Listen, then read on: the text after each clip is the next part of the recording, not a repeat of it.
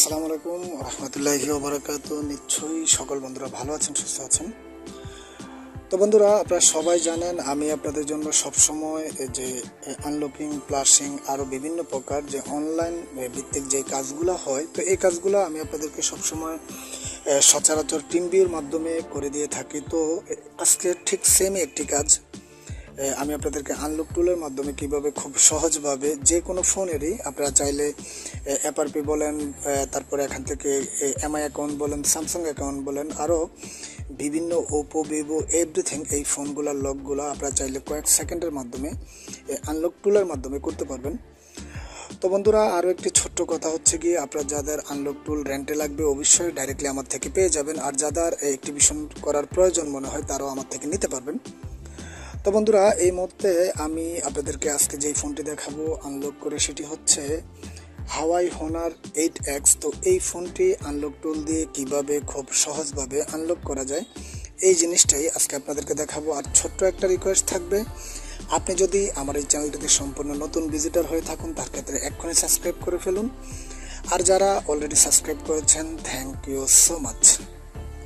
তো বন্ধুরা, আমরা এই মুহূর্তে আমাদের এখান থেকে আনলক টুলটি আমি এখান থেকে চালু করে নিয়েছি। তো আমি আপনাদেরকে আরও একটু বলে দিই, এই ফোনটি হচ্ছে গিয়ে আমি অলরেডি ডাইরেক্টলি ওইখান থেকে চেক করে রেখেছি। এখান থেকে যেটা কিরণ 701F, তো এটা চাইলে আপনি স্ক্রিন বারের মধ্যে ওইখান থেকে ডাইরেক্টলি ওইখান থেকেও করতে পারবেন। চাইলে আপনি হোনার 8X আপনি গুগলের মধ্যে কোন ক্যাটাগরির সিপিইউ রয়েছে ওটা চেকিংয়ের মাধ্যমে ডাইরেক্টলি আপনি চাইলে ওইখান থেকেও করতে পারবেন। তো বন্ধুরা, আমি অলরেডি আগে থেকে চেক করে রেখেছিলাম। এখান থেকে কিরণ 710 এখান থেকে এটা সিলেক্ট করার পর, আর আমাদের এখানে টেস্ট পয়েন্টের জন্য যেটা করতে হবে, আমাদেরকে এই ফোনের ব্যাকশিটটি খোলার পর আমরা এই নিচের মধ্যে যে 3টা ডট দেখতে পাই, তার ক্ষেত্রে তার থেকে হচ্ছে গিয়ে নিচে মধ্যেরটার সাথে আমরা বোর্ডের একটি প্যানেল শট করব। সেটা হচ্ছে গিয়ে আমরা একটি টুইজার নেব।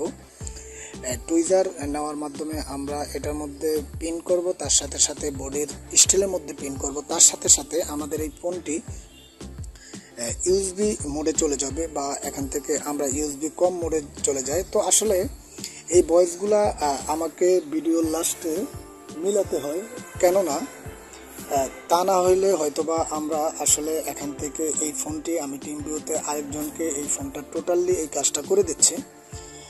তো বন্ধুরা, আসলে প্রত্যেকটা কাজ এভাবে খুব সহজভাবে, খুব নিখুঁতভাবে আনলক টুল দিয়ে করা যায়, আরও খুব ইজিভাবে। তো আপনারা দেখতেছেন এখান থেকে আসলে আমি যেমনটা আপনাদেরকে বলেছিলাম, এখান থেকে এই মুহূর্তে আমাদের এই ফোনটি আমাদের টেস্ট পয়েন্টের মধ্যে পেয়েছে কিনা আমরা এই মুহূর্তে এখান থেকে চেক করে নেব। তো প্রত্যেকটা কাজই আনলক টুল দিয়ে আমি আপনাদেরকে সবসময় বলতাম, আপনাদের যাদের ভালো মানের কাজগুলো করতে চান বা এই কাজগুলো খুব ইজিভাবে করতে চান, আপনারা সবাই একটি আনলক টুল ইউজ করেন, তার ক্ষেত্রে আপনাদের জন্য খুবই ভালো হবে, খুব সহজভাবে এই কাজগুলো করতে পারবেন।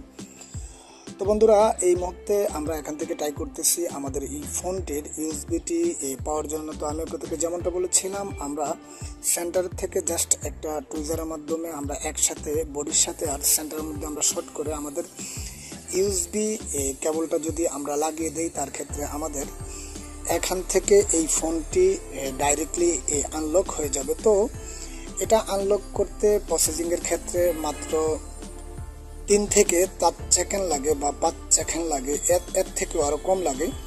তো আসলে এটা আমি অনলাইনের মাধ্যমে টিমভিউতে আরেকজনকে এই কাজটি করে দিচ্ছি। তো উনি হয়তোবা সম্পূর্ণ জিনিসগুলো করতে খুব দক্ষ না, হয়তোবা তিনি সম্পূর্ণ নতুন, তার কারণে ওনাকে এই কেবলগুলো বা এই ফুটগুলো পাওয়াতে অনেক প্রবলেম হচ্ছে।